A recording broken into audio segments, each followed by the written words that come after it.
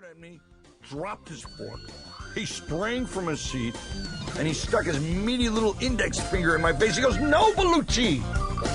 No! You run down that field. You make the tackle. You force the fumble. You pick up the ball. You run into the end zone for a touchdown. You spike the ball. Because no one, Belushi, remembers a loser. They only remember a winner."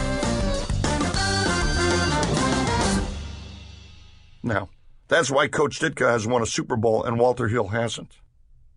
No one remembers a loser. Write it down so you remember it. Believe me, I know. I've been a loser. Now, I'll admit my career has had some peaks and valleys. Peaks being, of course, about last night, the Principal, Salvador, taking care of business where the Cubs win the World Series, Mr. Destiny, and, of course, right now I'm on the ABC hit comedy According to Jim. And the valleys, I guess, being, well, the 90s. Oh, and, of course, the day my brother died. You know, at that moment, not only did I lose a brother, I also became the head of the family. But I had no idea how to lead my family in the public spotlight. I mean, the media was capitalizing my brother's death, my family and my life were falling apart, and I could not stop that downward spiral. I made one bad decision after another. There's an old quote, "Heroes aren't born, they're cornered." When my brother died, I was cornered. And I found out I was no hero. So I found myself in my late 30s with 2 failed marriages, a son I barely knew, a career circling the drain, my confidence was shot, my self-esteem was at an all-time low, and just to fuck with me even more, God started thinning my hair.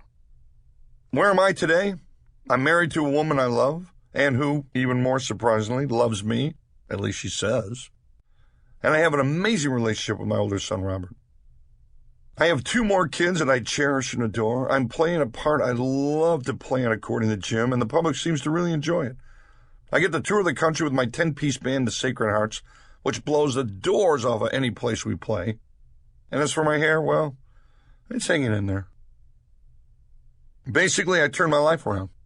I pulled it kicking and screaming from the 99-cent used VHS bin back to the actor with a leading role career. Only this time, I lived my life in a way that was true to the kind of man I wanted to be. Now, I didn't do it alone. I mean, I went to workshops to learn about being a man. I found a community of men to help me, and most importantly, I discovered that only a man can teach another man what being a man is all about. Fortunate for you, you bought my audiobook.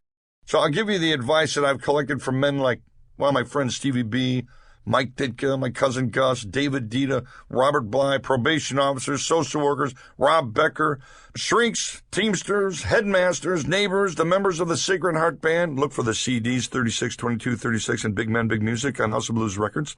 And, of course, A. Justin Sterling. This is about men, but not because I think men are better than women. Believe me, quite the opposite. Men are totally outmatched by women.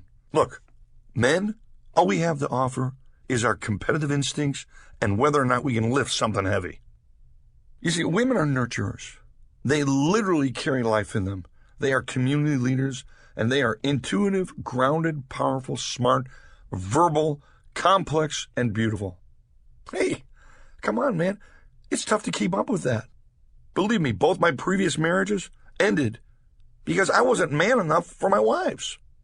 We as men need to raise our game to meet the challenge the women of the world are giving us. The constant stream of challenges coming every single minute of every single day. Nothing but challenges. Hell, I can't even walk in the door before... All right. Let's hold that thought. I want you to forget whatever you think you know about me as an actor and think of me as a man. Like you. What I have to say might change your life, or at least it should help you get laid. All she wants to do is rock. All she wants to do is rock. All she wants to do is rock.